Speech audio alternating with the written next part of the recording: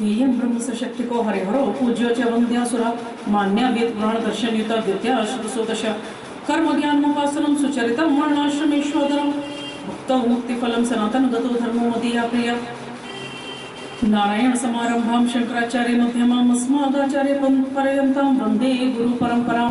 जय जय श्री राधे। भोजन तो हम सभी करते हैं, प्रतिदिन करते हैं, लेकिन क्या उस भोजन से हमको तेज, बल, बुद्धि, शौर्य और शक्ति की प्राप्ति हो रही है या नहीं? एक बार ये जान लीजिए कि भोजन करने के नियम क्या हैं, उसके बाद यह स्वयं निर्धारित कीजिएगा कि हम कहाँ गलती कर रहे हैं। भविष्य पुराण में एक बहुत सुंदर कथा आई है, उस कथा के साथ में कुछ भोजन के नियम बताए गए हैं। वैसे तो भागवत में, श्रीमद् भागवत कथा में, शिव पुराण में और भी कई पुराणों में भोजन करने के बहुत से नियम बताए गए हैं। संक्षेप में उन्हें कह रहे हैं, भाव दूषित अन्न और निंदित अन्न, इनका सेवन भूलकर भी नहीं करना चाहिए। भाव दूषित अन्न कौन सा होता है? जिसके मन में हमारे प्रति विद्वेष है, प्रेम नहीं है, ऐसे व्यक्ति का, जिसका दूषित भाव हो, मनोभाव बहुत खराब हो, उसका अन्न नहीं खाना चाहिए। प्रायः लोग कहते हैं ना कि आपने ये छोड़ रखा है, हम आपको ये खिलाकर दम लेंगे, आपने ये त्यागा हुआ है, प्याज लहसुन, बहुत से लोग त्याग देते हैं। नहीं, हमने तो सौगंध खाई है, हम आपको यही खिलाकर दम लेंगे। यदि कोई व्यक्ति ऐसा दावा करता है तो तुरंत उससे दूर हो जाइए। ये भाव दूषित है, इसको भाव दूषित है। उसके अलावा भोजन कभी भी उच्चिष्ट ना खाना चाहिए, ना खिलाना चाहिए। कहते हैं ना लोग, झूठा खाने से प्यार बढ़ता है, न जाने कहां से ये एक मन गढ़ंत एक असत्य ले आए हैं। झूठा खाने से प्रेम नहीं बढ़ता है, झूठा खाने से पाप बढ़ते हैं, झूठा खाने से रोग फैलते हैं। हालांकि शास्त्रों में कहा गया है कि पत्नी पति का, शिष्य गुरु का और पुत्र पिता का झूठा भोजन खा सकते हैं, लेकिन आपकी अपनी सोच, अपना भाव है इस कार्य को करने में।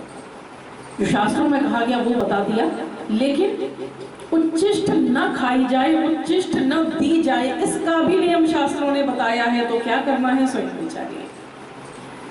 स्वयं भी भोजन पर से उठ जाते हैं जो, और स्वाद के वशीभूत पुनः उसी थाली में भोजन प्रारंभ कर देते हैं, वह भी निंदित कहा गया है।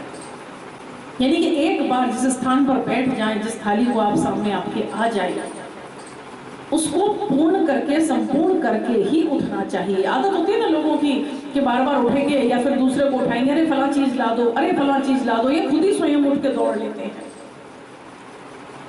इसको करने से आपके इस लोक और परलोक दोनों के ही जो पुण्य है वो नष्ट हो जाते हैं। मृत्यु समान पीड़ा तक जीवन में किसी भी रूप में आपको सहनी पड़ सकती है, ऐसा भविष्य पुराण का मत है।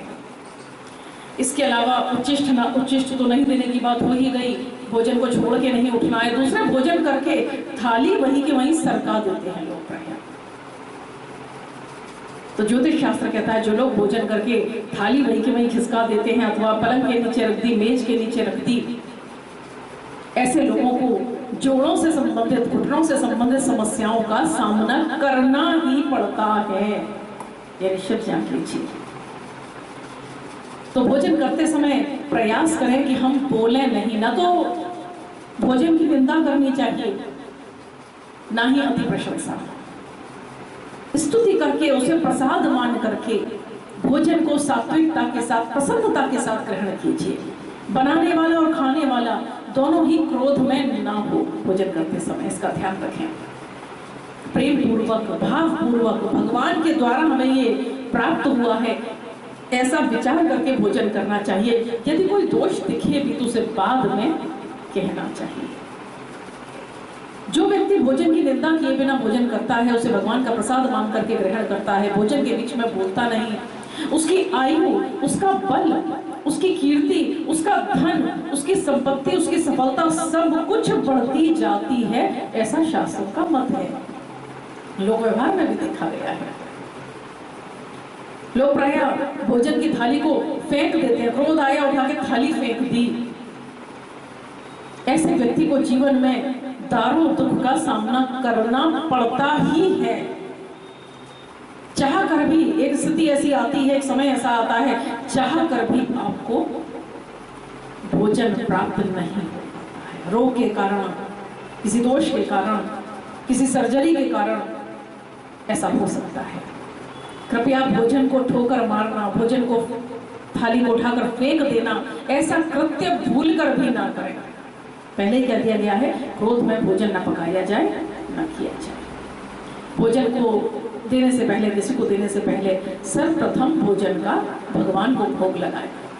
और ये पहले भी बता चुके हैं कि भगवान को भोग लगता है जिस भोजन का, उस भोजन में प्याज लहसुन आदि का प्रयोग नहीं होना चाहिए, तामसिक नहीं होना चाहिए भोजन। तो सतोगुणी नहीं संभव है तो रजोगुणी भोजन बनाएं और प्रेम पूर्वक, उत्साह पूर्वक खाएं और खिलाएं। इसका ध्यान रखें और जीवन में यश, बल, आयु, संपत्ति सभी की वृद्धि उत्तरोत्तर प्राप्त करें, देवों के पितरों की कृपा प्राप्त करें। पहली रोटी गाय के लिए चंदिया नहीं होनी चाहिए, इतनी सी बना दी, जैसी रोटी आप खाते हैं उसी आकार की। जितनी बार आप भोजन बना रहे हैं उतनी बार गौग्रास निकालिए, जो कुछ ताजा बनाया है सब कुछ उस पर रखिए और भावपूर्वक गौ माता के लिए अर्पित कीजिए। गौ माता की नहीं, 33 कोटि देवी देवताओं की आप पर कृपा होगी। जय जय श्री राम।